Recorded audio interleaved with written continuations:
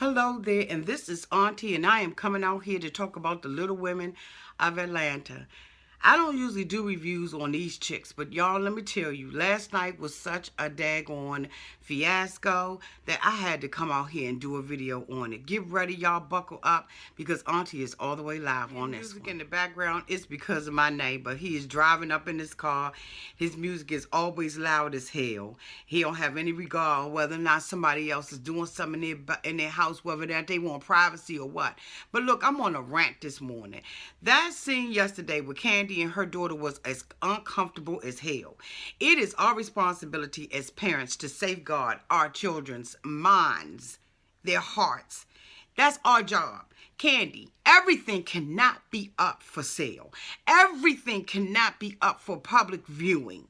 That scene yesterday with you and your daughter with her deadbeat ass dad, to me, was out of freaking control. Yes, you have done some stuff, but do not do it at the expense of your daughter's well-being, her mental well-being. How do you think that other children are going to judge her? You don't think that that's going to come back in her face? You don't think that that's something that she is going to have to deal with? It's bad enough that you put everything else out there about your sex life and being with women and all of this all kind of stuff. But then you're going to take and put something like that out on public television with this girl sitting at her father for a Negro that didn't even have enough nerve to sign a birth certificate for her ass. And then she gonna sit up there and say, Mom, don't leave the table. You see she uncomfortable.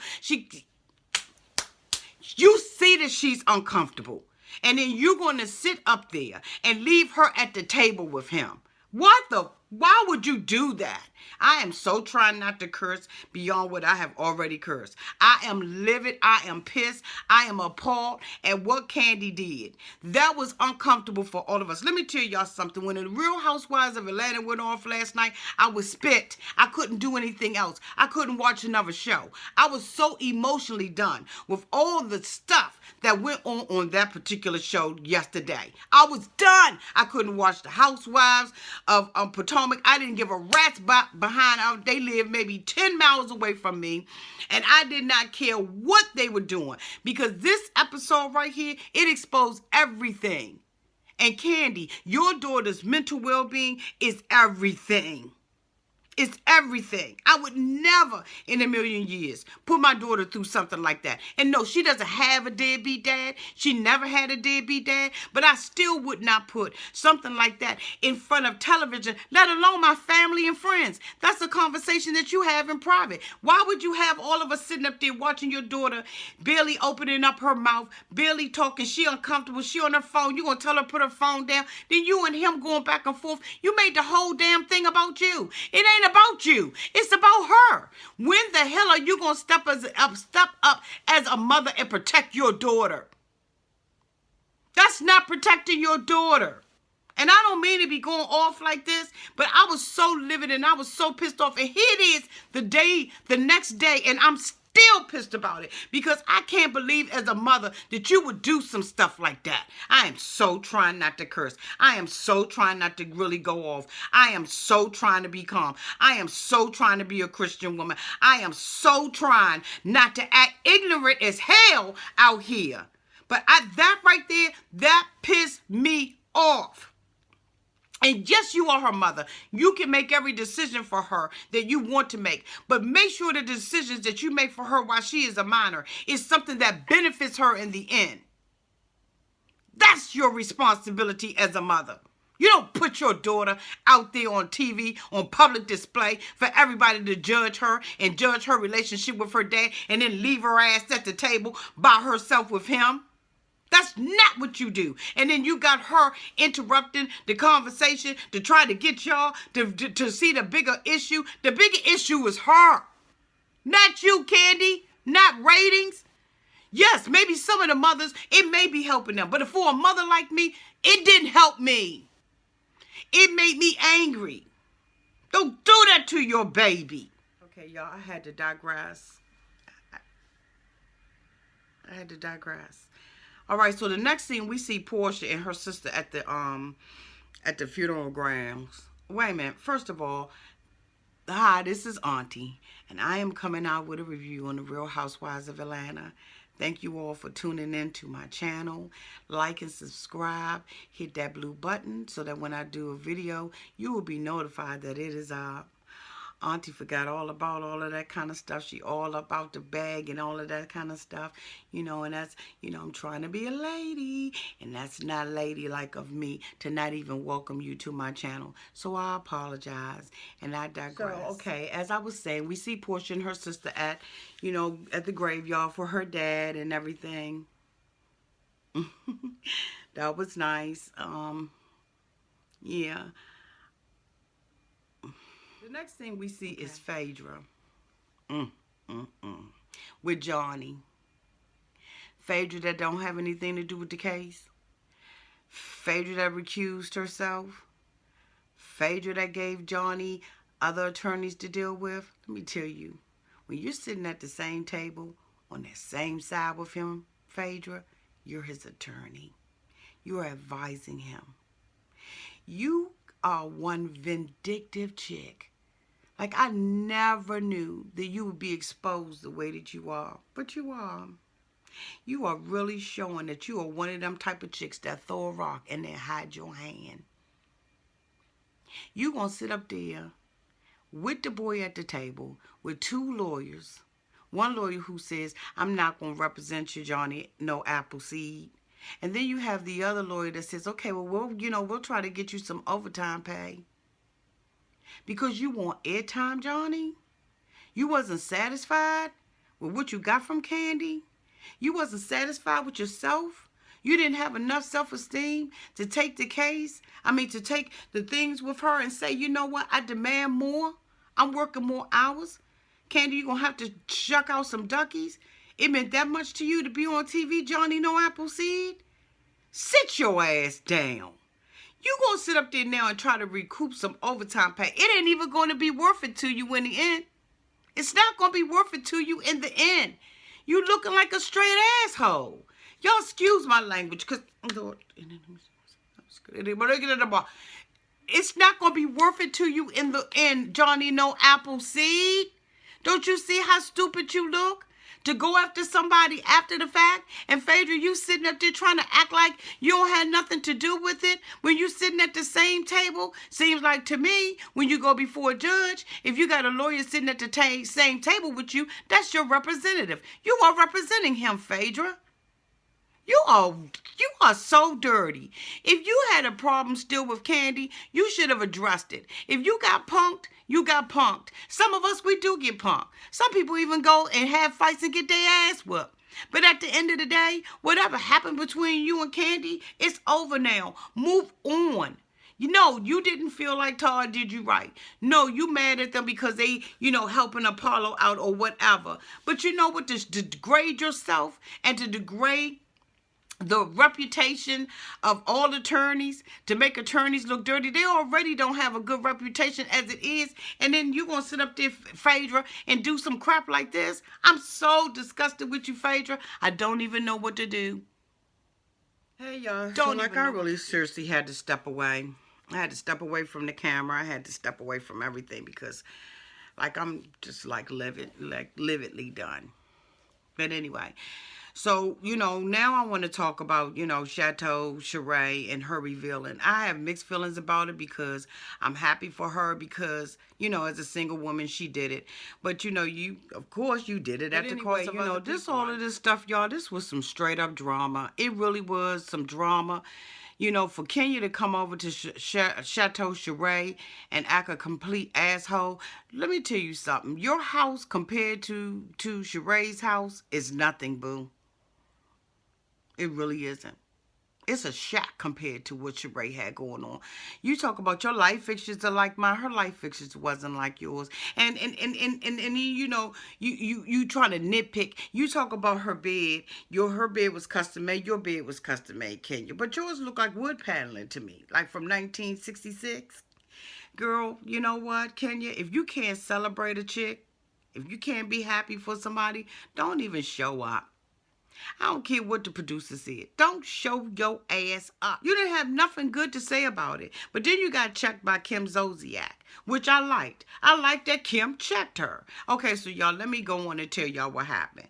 So what happened was... Okay, y'all, I'm back. I had to step away from the camera. Like, y'all know how Auntie is. Auntie is all over the place, and I'm feeling all over the place.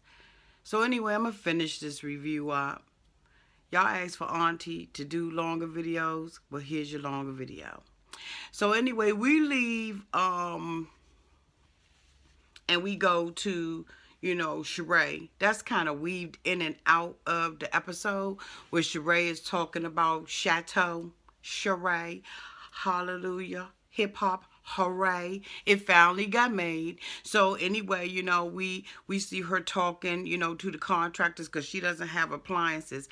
My whole thing is, you know what, until it gets ready, don't reveal your baby, because at this point, that's your baby, Sheree.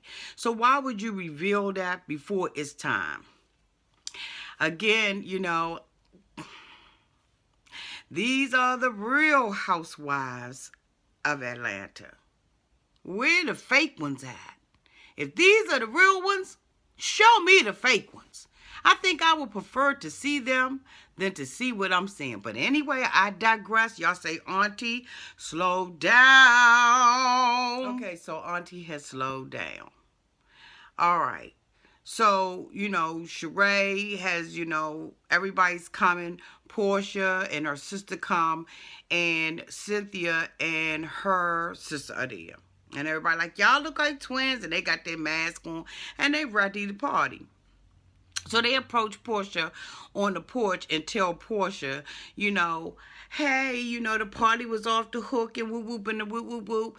And you know, and Apollo's girlfriend came. They know damn well that they was dropping some serious tea, like pouring it out the pot too hot for you to even sip on. So Porsha is like, what? You know, and then Cynthia, who needs to really mind her business and handle her situation with Peter, y'all know what I'm saying? She goes and says, well, I'm not the bone collector, but, you know, since Sheree is so busy, y'all, excuse me, I had to adjust the camera. Since Sheree is so busy and everything, you know, I'm just going to go head on and be the bone collector and drop these bones for Sheree. Cynthia, don't nobody need you to drop no bones. You got enough bones on your own. Your marriage didn't last a good 5 years. Girl, sit down and shut the hell up. Y'all excuse Auntie, because... So anyway, you know, Porsha, of course, you know, as any good girlfriend, can't wait till Phaedra get there to tell Phaedra the news. So, you know, she comes in and they make a little nice and they, you know, hey, you know, what's up, boo? Oh, you look cute, you know, woo, woo, woo. And, you know, Sheree's house is absolutely beautiful. It's stunning in the inside. She did a great job. Okay, so, you know, I'm not going to move forward, but y'all know I'm ready to move forward. So anyway, you know, they come in and everything and everybody making it niceys. And then here comes the drama. Oh, did they bring the drama on? So Cynthia... You know, she goes to the back like she do, knowing that she dropped a bone and all that hot tea spilt up on Porsha. So Kandi is going back and forth and talking about the woo woo woo. Like, really, I don't like to hear Kandi with the sidebar conversations because I feel like Kandi makes situations bigger than what they need to be. You know how you make a mountain out of a molehill? Well, she making a whole planet out of stuff. I just, you know, Kandi, leave it alone. You know, you're not... One thing I can say about you, Kandi, that's positive, is that you do halfway own your stuff. If you say something about somebody, Kandi, you do own your stuff on the thing. But you make too much out of nothing, and I just don't respect that about you. Leave the stuff alone. All you got to do is say, you know what, I digress, I don't want to talk about it, whatever, but you just make it such a big-ass issue all the time. But anyway, so we're going to move on. We see, you know, everybody going upstairs and they looking at the house. Kandi and Kenya go downstairs in the basement and Kenya make a big deal because the basement isn't finished. But like Kandi said, there's so many people who have basements that are not finished that wasn't even important to talk about. Anyway, so whatever, y'all. So she makes a bigger issue out of the situation than what needs to really be. That's Kenya. So they go upstairs and everything, and Kim comes in, Kim Zolciak. I was so glad to see Kim. Don't have enough stomach to watch her show personally, the one, being tardy for the party or whatever it is. I don't have a stomach for that, so I don't watch it. But it was really good to see her back. It was good to see Lisa Wu come back on, on the set and all of that kind of stuff. So anyway, I want to move on forward. Y'all can tell I'm rushing. Y'all ain't even saying, Auntie, slow down. We get into, to the nitty and gritty. They go upstairs and everything. And, Sheree is chilling with Kim. And then the girl goes upstairs and she says, somebody was downstairs in the basement because they had one of the young ladies to go down in the basement and get Kandi and Kenya out the basement, and they trying to act like, oh, it wasn't no guard and blah, blah, blah, blah. See, Sheree, if you had waited till the house was finished, then you could have had people in. But still, that's beside the point. They had no right and no business to be walking all through your house like that. I totally agree with that. If the party is upstairs in a centralized place, don't take your ass nowhere else in somebody's house. Kenya, you knew exactly what you was doing with your jealous ass self. I mean, y'all, Lord, forgive me for all this cursing, but y'all, I'm sorry. I'm just so agitated and irritated with the whole thing. But anyway, okay, so here we go. So now they upstairs and they get to arguing back and forth because Kenya is trying to disrespect Sheree by comparing her house to Sheree's house and saying your appliances look like mine and your light fixtures look like. No, it doesn't. That shower that Porsha and Porsha and Phaedra was in it was giving me so much life, liberty, and the pursuit of happiness. I loved it. I really loved it. Sheree, you did a phenomenal job on your house. But anyway, they go and they get to arguing and stuff like that. And Sheree is trying to have some restraint and not really go in on Kenya, because that's really what Kenya like. Kenya likes to rub people the wrong way and get a reaction out of them. But what I liked about Sheree was that she responded. And when you're in a situation like that, that's the best thing to do. Respond instead of reacting. You always get the upper hand on her. But anyway, so Kim was like, well, why are you being disrespectful? And Kim said, she had a bad heart. And Kenya does. She really has a bad heart. She doesn't wish people well. She doesn't mean people well. She's just not like a nice person at all. Like I ain't feeling her. But anyway, y'all, so they get to arguing back and forth, knick-knack, patty-rack, give a dog a bone. And then, it ends up getting big, and Kenya, saying different things. And then she starts joning on Kim's look. Every time you have a limited vocabulary or a limited comeback, you always joan or criticize somebody's looks. Looks is nothing. They're nothing. For some people, they're everything if you're a model or whatever. But, it is what it is. She had duck lips. Quack, quack, quack. When quack. Kandi sat down and she realized that Porsha wasn't going to tell her the truth, she said, go ahead and hate why I be great. See, y'all remember a couple of reunions ago when Nene told Phaedra, you never can win when you're dirty. Phaedra, you never can win when you're dirty. You still dirty and you still not winning. So we get into, to the nitty and gritty. They go upstairs and everything. And, Sheree is chilling with Kim. And then the girl goes upstairs and she says, somebody was downstairs in the basement because they had one of the young ladies to go down in the basement and get Kandi and Kenya out the basement, and they trying to act like, oh, it wasn't no guard and blah, blah, blah, blah. See, Sheree, if you had waited till the house was finished, then you could have had people in. But still, that's beside the point. They had no right and no business to be walking all through your house like that. I totally agree with that. If the party is upstairs in a centralized place, don't take your ass nowhere else in somebody's house. Kenya, you knew exactly what you was doing with your jealous ass self. I mean, y'all, Lord, forgive me for all this cursing, but y'all, I'm sorry. I'm just so agitated and irritated with the whole thing. But anyway, okay, so here we go. So now they upstairs and they get to arguing back and forth because Kenya is trying to disrespect Sheree by comparing her house to Sheree's house and saying your appliances look like mine and your light fixtures look like. No, it doesn't. That shower that Porsha and Porsha and Phaedra was in was it was giving me so much life, liberty, and the pursuit of happiness. I loved it. I really loved it. Sheree, you did a phenomenal job on your house. But anyway, they go and they get to arguing and stuff like that. And Sheree is trying to have some restraint and not really go in on Kenya, because that's really what Kenya like. Kenya likes to rub people the wrong way and get a reaction out of them. But what I liked about Sheree was that she responded. And when you in a situation like that, that's the best thing to do. Respond instead of reacting. You always get the upper hand on her. But anyway, so Kim was like, well, why are you being disrespectful? And Kim said, she had a bad heart. And Kenya does. She really has a bad heart. She doesn't wish people well. She doesn't mean people well. She's just not like a nice person at all. Like I ain't feeling her. But anyway, y'all, so they get to arguing back and forth, knick-knack, patty-rack, give a dog a bone. And then, it ends up getting big, and Kenya, saying different things. And then she starts joning on Kim's look. Every time you have a limited vocabulary or a limited comeback, you always joan or criticize somebody's looks. Looks is nothing. They're nothing. For some people, they're everything if you're a model or whatever. But, it is what it is. She had duck lips. Quack, quack.